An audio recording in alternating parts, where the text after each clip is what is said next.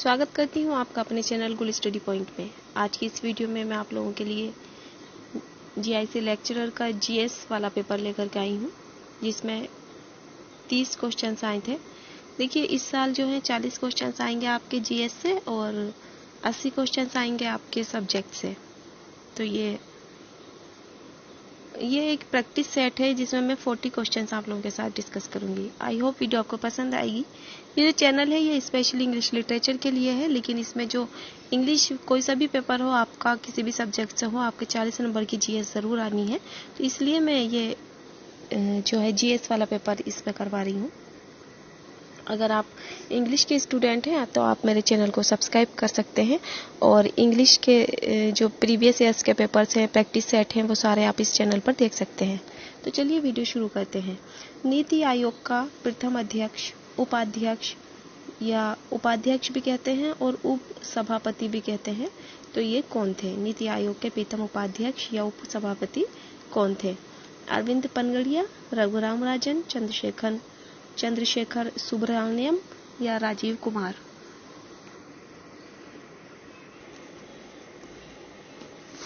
तो option number A इसका सही है, अरविंद पनगड़िया। देखिए, नीति आयोग के प्रथम उपाध्यक्ष अरविंद पनगड़िया थे। नीति आयोग की स्थापना 1 जनवरी सन 2015 को योजना आयोग के स्थान पर की गई थी। देखिए, नीति आयोग क्या होता है? नीति आयोग का जो गठन किया गया था वो योजना आयोग के स्थान पर किया गया था। और कब किया गया था? 1 जनवरी सन 2015 को। और इसका वर्तमान पद अध्यक्ष जो है, देखिए, इसका जो अध्यक्ष वर्तमान पदेन प्रधानमंत्री होता है, वो वर्तमान में इस आयोग के उपाध्यक्ष राजीव महर्षि हैं। देखिए, प्रथम जो इसके उपाध्यक्ष थे वो अरविंद पनगड़िया थे और जो वर्तमान उपाध्यक्ष है इसके राजीव महर्षि हैं। आपके कई सारे क्वेश्चन इसमें से निकल जाते हैं। और ये जो नीति आयोग है ये योजना आयोग के स्थान पर 1 जनवरी सन 2015 को लागू की गई थी। नेक्स्ट क्वेश्चन है, सूर्य के प्रकाश से पराबैंगनी विकिरण अभिक्रिया निम्न में से क्या पैदा करती है? Carbon monoxide, sulphur dioxide, ozone या क्लोराइड्स? ऑप्शन नंबर सी इसका सही है, ओजोन, O3। देखिए, जब पराबैंगनी जो यानी कि अल्ट्रावायलेट रेज हैं, ये समताप मंडल से ऑक्सीजन अणु पर क्रिया करती हैं, तो इससे टूटकर 2 ऑक्सीजन परमाणु का निर्माण होता है। ठीक है, जब एक परमाणुवीय ऑक्सीजन द्विपरमाणुवीय ऑक्सीजन अणु के साथ अभिक्रिया करता है तो त्रिपरमाणुवीय ओजोन यानी कि O3 का निर्माण होता है। तो इसलिए ऑप्शन नंबर 3 इसका सही है, यानी कि सी। निम्नलिखित में से कौन सा भारत में भाषा के आधार पर बना पहला राज्य था? तो आपको याद होना चाहिए, इसका ऑप्शन नंबर सी है, आंध्र प्रदेश। आंध्र प्रदेश एक ऐसा राज्य है जो भाषा के, देखिए, आंध्र प्रदेश राज्य अधिनियम 1955 द्वारा भारत में भाषा के आधार पर सर्वप्रथम आंध्र प्रदेश राज्य का गठन किया गया, जिसमें मद्रास राज्य, तमिलनाडु के तेलुगु भाषी क्षेत्र शामिल किए गए थे। उस समय इसकी राजधानी करनूल थी। देखिए, जब इसका भाषा के आधार पर इसका जो है चयन किया गया था, पहला राज्य था ये भाषा के आधार पर बना हुआ, तो तब इसकी राजधानी क्या थी? करनूल थी। नेक्स्ट क्वेश्चन है,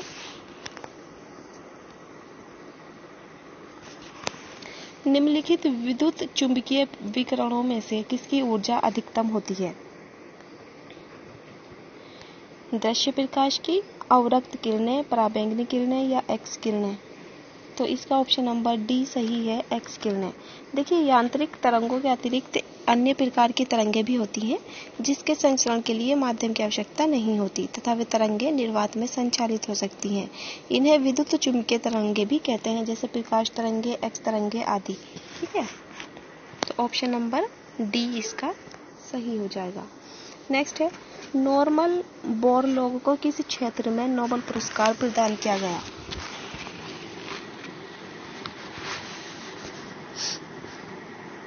तो इसका है शांति के क्षेत्र में। नॉर्मन बोरलॉग को जो है शांति के क्षेत्र में नोबेल पुरस्कार दिया गया था। देखिए, नॉर्मन, इनका पूरा नाम है नॉर्मन अर्नेस्ट बोरलॉग। 25 मार्च 1914 से 12 सितंबर 2009 इनकी वो है। नोबेल पुरस्कार विजेता एक अमेरिकी कृषि विज्ञानी थे ये, और जिन्हें हरित क्रांति का पिता माना जाता है। किसको? नॉर्मन बोरलॉग जो है, इनको हरित क्रांति का पिता भी माना जाता है और इनको नोबेल पुरस्कार दिया गया है शांति के लिए। नेक्स्ट क्वेश्चन है, निम्नलिखित युग्मों में सही युग्म सुमेलित कीजिए। रेनेटिंग पनीर, जैव प्रौद्योगिकी, प्लाज्मिड्स, गोल्डन चावल में विटामिन ए होता है, ओजोन परत, ट्रोपोस्फियर।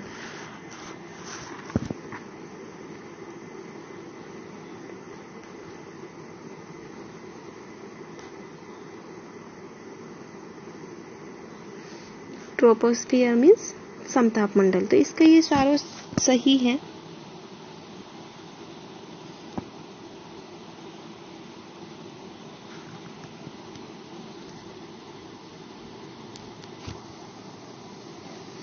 नेक्स्ट है, मीथेन निम्न में से किससे निकलती है या उत्सर्जित होती है? मीथेन बताइए। मीथेन धान से निकलती है या दीमक की बाम्बी से, ए और बी दोनों से, या इनमें से कोई नहीं? तो देखिए ऑप्शन नंबर सी इसका सही है, ए और बी दोनों। मीथेन गैस का वैश्विक तापमान में 20% का योगदान है। मीथेन अपूर्ण अपघटन का उत्पाद है एवं अनोक्सी दशाओं मीथेनोजन जीवाणु द्वारा उत्पन्न होती है। दीमक जो है वो सेल्यूलोज का पाचन करते हैं एवं इस क्रम में मीथेन का उत्पादन करते हैं। इसके अतिरिक्त मीथेन का उत्सर्जन धान के खेतों में, जुगाली करने वाले पशुओं, कोयला खनन आदि में होता है। नेक्स्ट है, सरकारी या आयोग की संस्तुतियां निम्नलिखित में से किससे संबंधित है? राजस्व का वितरण, राष्ट्रपति की शक्तियां एवं कार्य, संसद की सदस्यता या केंद्र राज्य संबंध। तो इसका ऑप्शन नंबर डी सही है, केंद्र राज्य संबंध। सरकारी आयोग का गठन जो हुआ था वो 1983 में केंद्र सरकार द्वारा सर्वोच्च न्यायालय के सेवानिवृत्त न्यायाधीश RS सरकारिया की अध्यक्षता में केंद्र राज्य संबंधी पर विचार करने के लिए 3 सदस्यीय आयोग का गठन किया गया था। ऑप्शन नंबर डी इसका सही है। नेक्स्ट क्वेश्चन है, सर्वप्रथम संसदात्मक सरकार किस देश में आरंभ की गई थी? सबसे पहले संसदात्मक सरकार ग्रेट ब्रिटेन में जो है आरंभ की गई थी, जिसको यूके भी कहते हैं। सरकार की सदस्यीय व्यवस्था वह व्यवस्था है जिसमें कार्यपालिका अपनी नीतियों और कार्यों के लिए विधायिका के प्रति उत्तरदायी होती है। संसदीय सरकार ब्रिटेन, भारत और जापान, कनाडा आदि में प्रचलित है।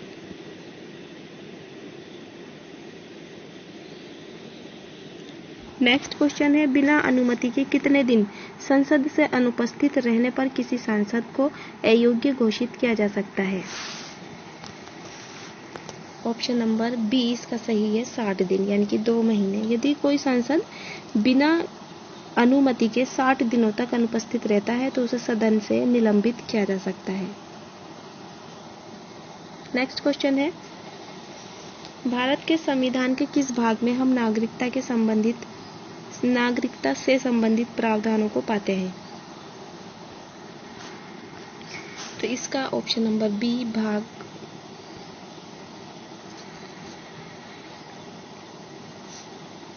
2 में। देखिए भारत के संविधान के भाग 2 में अनुच्छेद 5 से 11 में नागरिकता का प्रावधान किया गया है। इसमें स्थायी और विस्तृत उपलब्ध नहीं है, इसलिए नागरिकता अधिनियम 1955 के अंतर्गत 5 आधारों, नंबर 1 है जन्म से, नंबर 2 वंश के आधार पर, नंबर 3 पंजीकरण द्वारा, नंबर 4 प्राकृतिक द्वारा और समाविष्ट क्षेत्रों द्वारा नागरिकता प्राप्त की जा सकती है, जिसका संशोधन 1986, 1992, 2003 और 2015 में किया जा चुका है। नेक्स्ट क्वेश्चन है, निम्नलिखित में से सिंधु सभ्यता से संबंधित कौन से केंद्र उत्तर प्रदेश से स्थित है? उत्तर प्रदेश में स्थित है कालीबंगा, लोथल, आलमगीरपुर या हुलास?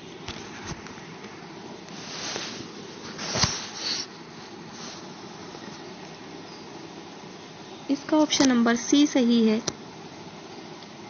लोथल और आलमगीरपुर। सॉरी, इसका ऑप्शन नंबर 4 सही है,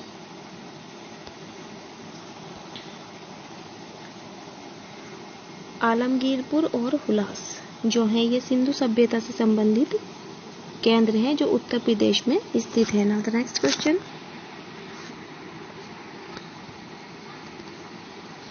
निम्नलिखित में से कौन सी संस्था विदेशी व्यापार से संबंधित थी? श्रेणी, नगरम, नानादेशी या मणिग्राम? ऑप्शन नंबर सी इसका सही है, नानादेशी।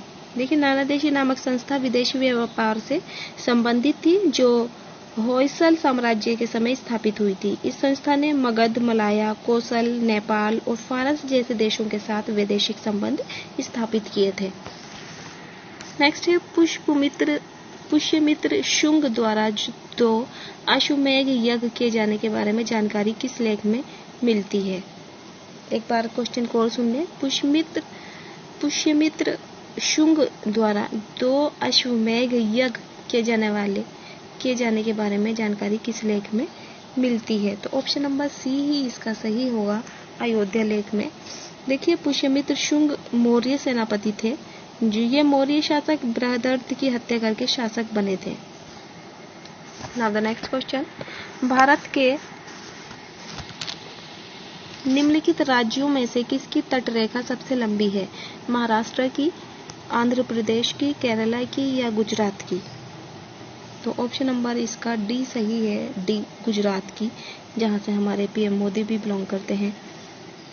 तो भारत के तटीय राज्यों में गुजरात की तटीय सीमाएं जो है सबसे ज्यादा लंबी है। आंध्र प्रदेश की तटीय सीमा 973 मीटर, महाराष्ट्र की 652 मीटर और सबसे ज्यादा जो है गुजरात की तटीय सीमा 1214.70 मीटर सर्वाधिक है। Now the next question, Uttar Pradesh की निम्नलिखित नदियों में कौन सी पर्यावरण प्रदूषण के कारण जैविक आपदा घोषित हो गई है? यमुना, गोमती, सई या तमसा?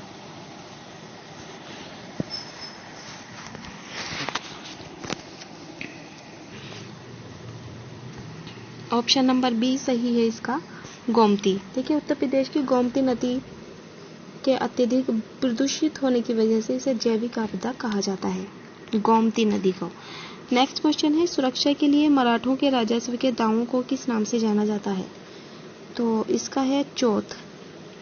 मराठे राज्य की जनता की सुरक्षा के लिए राजस्व के रूप में चौथ नामक कर वसूलते थे। यह राज्य के उत्पादन का 1/4 भाग होता था।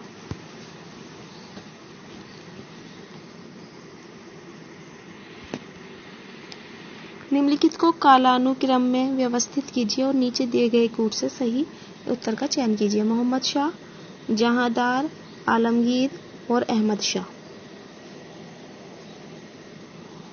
तो इसका है ऑप्शन नंबर बी,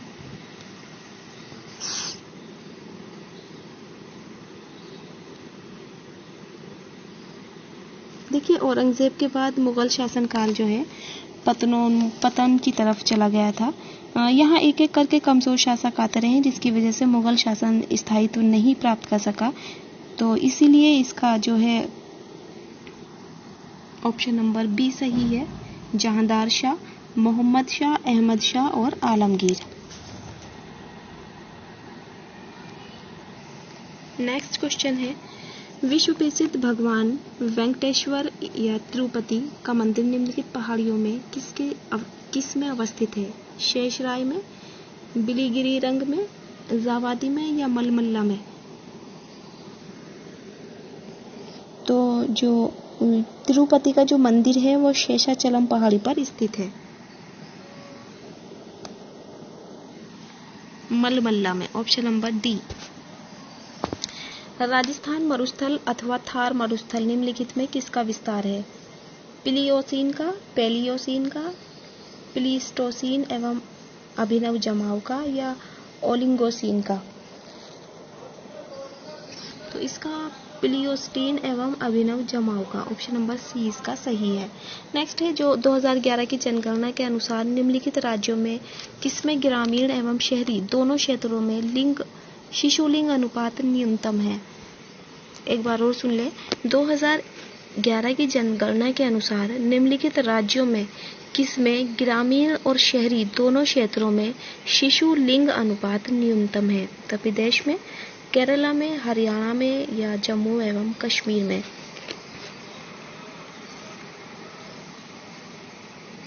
तो हरियाणा में, देखिए हरियाणा में सबसे कम लिंगानुपात है, ऑप्शन नंबर सी इसका सही हो जाएगा। नेक्स्ट है विश्व जनसंख्या दिवस मनाया जाता है 11 जुलाई को, 8 मई को। विश्व जनसंख्या दिवस मनाया जाता है 11 जुलाई को, ऑप्शन नंबर ए। और इसका उद्देश्य क्या है विश्व जनसंख्या दिवस को मनाने का?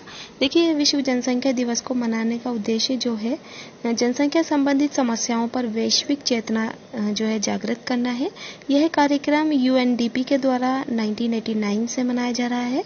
11 जुलाई 1989 को विश्व की आबादी 5 अरब के लगभग हो गई थी।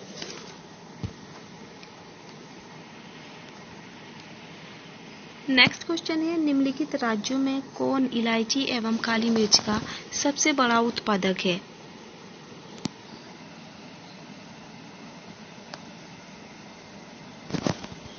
तमिलनाडु, गोवा, केरल या महाराष्ट्र?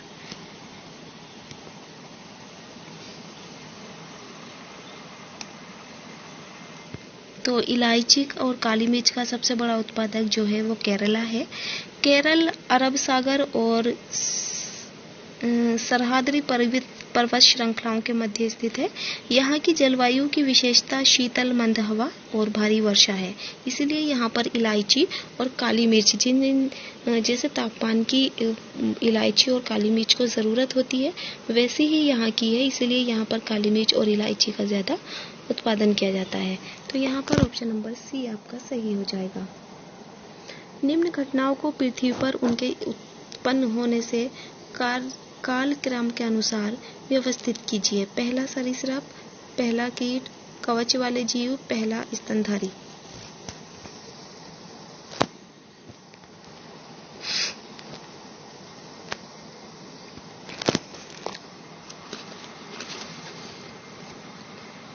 तो ऑप्शन सी इसका सही है, कवच वाले। देखिए निम्न घटनाओं को पृथ्वी पर उनके उत्पन्न होने के कालक्रम के अनुसार व्यवस्थित कीजिए, यानी कि कौन से पहले आए? तो सबसे पहले आए थे जी जीवों की उत्पत्ति के अनुसार, जीवों की पृथ्वी पर कालक्रम के अनुसार जो इनकी व्युत्पत्ति हुई है वो इस प्रकार है। सबसे पहले आए थे कवच वाले जीव, पहला कीट, पहला सरीसृप, पहला स्तनधारी।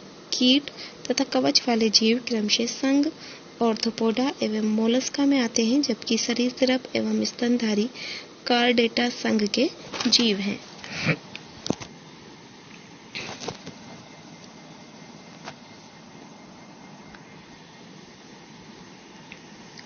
नेक्स्ट क्वेश्चन है 2011 की जनगणना के अनुसार निम्नलिखित राज्यों में किसमें ग्रामीण एवं शहरी दोनों क्षेत्रों में शिशु लिंग अनुपात न्यूनतम है? ये मैंने अभी बताया था आपको, हरियाणा है इसका।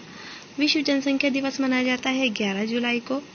और निम्नलिखित में से कौन भारत के गरीबी रेखा का निर्धारण करता है? केंद्रीय मंत्रिमंडल, लोकसभा, राज्यसभा या योजना आयोग?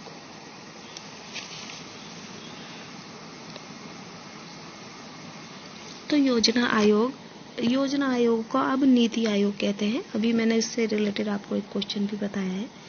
तो भारत में गरीबी रेखा का निर्धारण जो है योजना आयोग यानी कि नीति आयोग करता है। नीति आयोग के त्रिवर्षीय एक्शन एजेंडा में सभी आयामों में गरीबी निवारण का लक्ष्य रखा गया है। नीति आयोग योजना आयोग की जगह पर 1 जनवरी सन 2015 में स्थापित की गई है। नेक्स्ट है निम्नलिखित राज्यों में कौन सड़कों की लंबाई में भारत में प्रथम पायदान पर है? जिसमें मतलब कौन सा राज्य है जिसमें सबसे ज्यादा लंबी सड़कें हैं? तो वह है महाराष्ट्र। ऑप्शन नंबर ए इसका सही है। नेक्स्ट है निम्नलिखित में कौन द्वितीयक प्रदूषक है? Smog, carbon dioxide, carbon monoxide या फ्लाई ऐश? तो इसका है option number A smog. Smog जो है द्वितीयक प्रदूषक है। ऑप्शन नंबर ए इसका सही है। तो तो ये थी हमारी आज की वीडियो जिसमें मैंने आप लोगों के साथ कुछ इंपॉर्टेंट जीएस के क्वेश्चंस डिस्कस किए हैं। आई होप वीडियो आपको पसंद आई होगी। अगर वीडियो आपको पसंद आई हो तो वीडियो को लाइक और शेयर करें और चैनल को सब्सक्राइब करें।